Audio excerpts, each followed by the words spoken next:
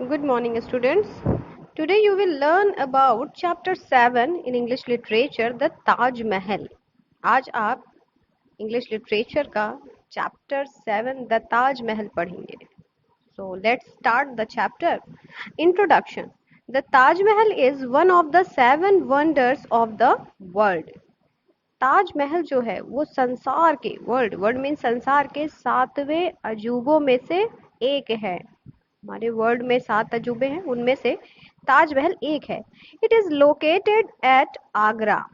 ये कहाँ स्थित है? आगरा में. मतलब ताजमहल आगरा में है. सभी को पता होगा, बहुत सारे स्टूडेंट्स तो गए भी होंगे इसको देखने. Read this lesson carefully and know more about this beautiful building. इस चैप्टर को ध्यान से पढ़िए और इस सुंदर इमारत के बारे में जानकारी लीजिए. Now start the chapter. You have heard about many great monuments of India. आपने भारत के कई सारे मॉन्यूमेंट्स मीन्स क्या होता है? इमारतें. जो प्रसिद्ध इमारतें होती हैं, बिल्डिंग्स कह लो, उसको मॉन्यूमेंट्स बोलते हैं. तो आपने भारत के कई सारे इमारतों के बारे में सुना होगा. The Taj Mahal is one of them. उनमें से ताजमहल भी एक है. In fact, it is one of the most famous building in the world. In fact, ये जो ताजमहल है वो इन संसार में जो बहुत सारी ये जो मॉन्यूमेंट्स है, इमारतें हैं, बिल्डिंग है, उनमें से सबसे फेमस है. One of the most famous. उनमें से एक प्रसिद्ध इमारत ये ताजमहल भी है. Do you know it is one of the latest wonders in the world. क्या आप जानते हो ये वर्ल्ड के, संसार के लेटेस्ट वंडर में से एक है, यानी लेटेस्ट अजूबों में से एक है ये. क्या आप जानते हो ये बात? Its beauty attracts the tourist who come from far places of our country और फॉरेन लैंड. देखो ये FOREIGN जो लिखा है, इसको फॉरेन नहीं पढ़ते हैं, इसको फॉरेन पढ़ते हैं, मतलब विदेशी. तो इट्स ब्यूटी अट्रैक्ट्स. इसकी जो सुंदरता है वो दूर, जो हमारे कंट्री से दूर दूर से आने वाले जो टूरिस्ट हैं, या फिर जो दूसरे देश, दूसरी धरती से आने वाले जो टूरिस्ट हैं, उनको इसकी सुंदरता जो है बहुत अट्रैक्ट करती है. किसकी? ताजमहल की. They come every year to see the Taj Mahal. वो हर साल ताजमहल देखने आते हैं. मतलब टूरिस्ट लोग, हमारे देश के और दूसरे देश के जो टूरिस्ट लोग हैं, वो हर साल इसको देखने के लिए आते हैं. To see the Taj in full moon light is very joyful. इस ताजमहल को फुल मून लाइट में, मतलब जिस दिन पूरा चांद निकलता है, उसको हिंदी में क्या बोलते हैं? पूर्णिमा शायद बोलते हैं. हाँ, पूर्णिमा बोलते हैं. जिस दिन पूरा चांद निकला होता है, खूब रोशनी होती है, तो कहते हैं कि इसको फुल मून वाले दिन देखने में, इसकी उस फुल मून लाइट में देखना, पूर्णिमा के चांद में इसको देखना बहुत ही आनंदमय होता है. इस ताजमहल को people plan their trips and choose the right dates because they must be in Agra on a full moon night. जो लोग हैं वो अपनी ट्रिप, मतलब यहाँ आने के लिए अपनी जो ट्रिप चूज करते हैं, वो ज़्यादातर यही कोशिश करते हैं कि वो सही समय पर है. राइट डेट्स का मतलब है कि जब फुल मून डे हो, वो लोग यही कोशिश करते हैं कि वो लोग उस दिन पहुंचे जिस दिन फुल मून डे हो, मतलब जिस दिन पूरा चांद निकले. क्योंकि फुल मून डे पे इसको देखना बहुत सुंदर होता है ना, इसलिए because they must be in Agra on a full moon day. वो इसलिए अपनी ट्रिप उसी डेट, फिक्स डेट बनाते हैं कि जिससे वो उसी दिन पहुंचे जिस दिन फुल मून डे हो. फुल मून नाइट मतलब रात में देखने में बहुत सुंदर लगता है. Under the clear cloudless sky in the light of the moon, the Taj has superb beauty that nobody can forget. Under the clear cloudless sky मतलब बिना बादलों वाली, एकदम साफ बादल, मतलब जो स्काई, जो आकाश हो वो एकदम साफ हो, मतलब उसमें बादल ना घिरे हुए हों.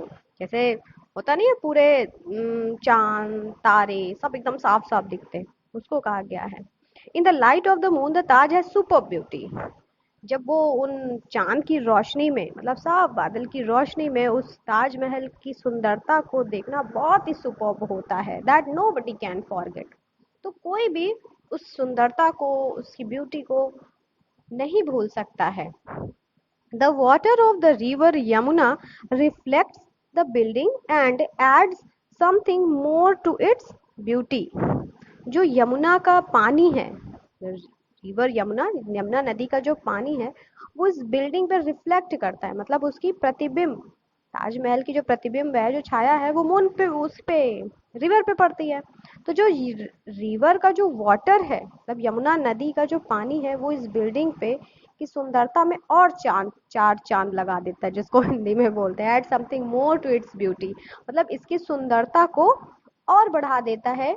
जो यमुना का जो पानी है उसका जो रिफ्लेक्शन इस पे पड़ता है इसकी बिल्डिंग पर, वो उसकी सुंदरता को और बढ़ा देता है। The Taj Mahal is situated on the bank of the river Yamuna in the city of Agra. ये जो ताजमहल है ये यमुना नदी के किनारे आगरा शहर में स्थित है। जो ताजमहल है ये आगरा में है, सभी को पता है। और आगरा किस नदी के किनारे बसा है? यमुना नदी के किनारे बसा है। It contains two tombs, one of Emperor Shahjahan and the other of his queen Mumtaz Mahal. इसमें दो टूम्स हैं। टूम्स मीन्स क्या होता है? मकबरा, कब्र जिसको बोलते हैं। इसमें दो, ताजमहल में जो है ज्यादा कुछ नहीं है, इसमें यही है, मकबरा ही है इसमें। किसका है? एम्परर शाहजहां, यानी जो सम्राट था उस शाहजहां, और उसकी पत्नी ऑफ हिज क्वीन, जो उसकी रानी थी मुमताज महल, उन दोनों का इस ताजमहल के अंदर जो है ना मकबरा बना हुआ है, एक शाहजहां का और एक उसकी रानी मुमताज महल का। The building is standing upon the north side of a large quadrangle. Quadrangle मतलब जो चतुर्भुज यानी चौकोर आप कह सकते हो। इसकी जो बिल्डिंग है वो नॉर्थ साइड में है, मतलब ईस्ट वेस्ट नॉर्थ साउथ यानी पूर्व पश्चिम उत्तर, उत्तर दिशा में इसकी लार्ज, एक बड़े चतुर्भुज आकार में इसकी बिल्डिंग बनी हुई है। On one side the river Yamuna flows and on the other three sides were high walls of red sandstone. On one side the Yamuna flows, मतलब चतुर्भुज आकार में बनी, यानी कि चौकोर में बना हुआ है ना, क्वाड्रेंगल में। तो एक तरफ इसके क्या है? यमुना नदी बहती है, और इसके जो एक तरफ तो यमुना नदी होगी, और इसके जो तीन साइड्स और बची, जो तीन किनारे और बचे, वहां पे high walls of red sandstone, मतलब सैंडस्टोन लाल कलर के बालू के जो पत्थरों के, उससे इसकी दीवारें तीनों तरफ हाई वॉल्स, खूब ऊंची ऊंची तीनों साइड इसकी दीवारें बनी हुई हैं इसके ताजमहल के। मतलब एक साइड तो यमुना नदी बहती है और इसके दो जो तीन साइड और बचती हैं उसमें हाई वॉल, एक ऊंची दीवार बनी हुई है रेड सैंड स्टोन की। We can enter it through a grand gateway of southern side. हम इसके अंदर एंट्री कर सकते हैं किससे? एक बड़ा सा ग्रैंड गेटवे, एक बड़ा सा गेटवे है, यानी रास्ता गेट के अंदर प्रवेश करने का। कहाँ है वो? साउथर्न साइड में, अच्छा मतलब दक्षिण, दक्षिण दिशा की ओर एक बड़ा सा गेटवे है जिससे इसके अंदर जाया जा सकता है। On two sides there are very beautiful mosques looking exactly like each other. On two sides, उसकी दो तरफ, जो उसकी जो दो तरफ है वहां पे there are वेरी ब्यूटीफुल मॉस्क्यूज, उसमें बहुत ही सुंदर मॉस्क्यूज मतलब मस्जिद बनी हुई है। मॉस्क्यू मीन्स मस्जिद होता है। दो बहुत ही सुंदर मस्जिद बनी हुई है और उसको देखकर ऐसा लगता है कि जैसे वो एक दूसरे को देख रही हूँ, looking exactly like each other, मतलब ऐसा लगता है उन दोनों मॉस्क्यूज को देखकर कि वो दोनों एक दूसरे को देख रही हूँ। The whole quadrangle is a garden with flowers in the middle and trees are around. ये जो पूरा चतुर्भुजा आकार है, अब चतुर्भुज आकार में ये बना हुआ है ना ताजमहल, उसकी जो गार्डन है, the whole quadrangle is a garden, जो पूरा चतुर्भुज आकार है वो पूरा गार्डन से बना हुआ है, मतलब पूरा बागीचा वहां बना हुआ है। इसमें बहुत सारे फ्लावर्स हैं, with flowers in the middle and trees around, मतलब बीच में उसके क्या लगे हुए हैं? क्वाड्रेंगल में बीच में उसमें फ्लावर्स लगे हुए हैं, फूल लगे हुए हैं, और चारों तरफ अराउंड, अराउंड मतलब चारों तरफ उसके पेड़ लगे हुए हैं। आप लोगों ने पिक्चर में देखा होगा। The building in the centre with its dome and minarets is made up of all white marble. क्या कहा गया आगे?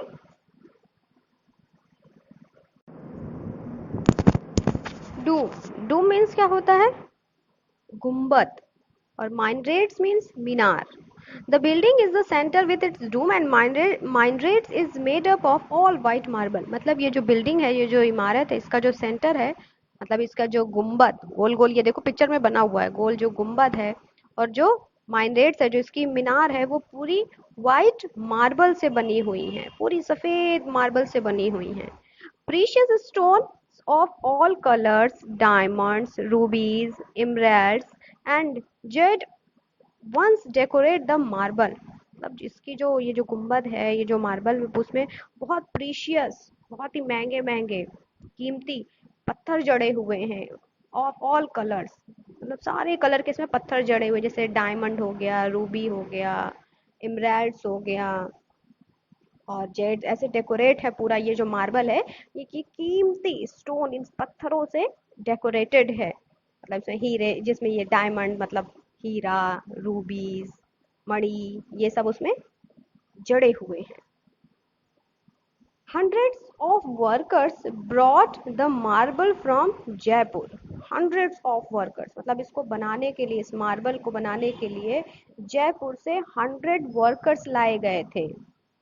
The building of the Taj was completed by 30,000 laborers। और ये जो बिल्डिंग है, ये 30,000 लेबरर्स के द्वारा बनाई गई थी। मतलब 30,000 लेबरर्स ने इसको कंप्लीट किया था बनाने में, इतना लोग लगे थे इसको बनाने में। It took 24 years to complete। और इसको कंप्लीट करने में, इसको पूरा करने में कितना साल लगा था? 24 years, 24 साल लगे थे इसको बनाने में। ओ माय गॉड, इतने सारे लोग, 30,000 लेबर, और 24 years में जाकर ये बन के तैयार हुआ था। Emperor Shahjahan, the grandson of Akbar, built the Taj in the memory of his beloved wife Mumtaz Mahal। ये जो सम्राट शाहजहां थे, ये जो राजा बादशाह सम्राट शाहजहां थे, ये किसके ग्रैंडसन थे? अकबर। मतलब अकबर का ये पोता था ये शाहजहां। तो इसने इस को क्यों बनवाया था? The built the Taj in the memory of his beloved wife Mumtaz Mahal. पढ़ा होगा आप लोगों ने। उसने अपनी पत्नी मुमताज महल की याद में इसको बनवाया था। Every year, tourists who come to see the beauty of the Taj and talk to their relatives and friends about its unique splendor और grandeur।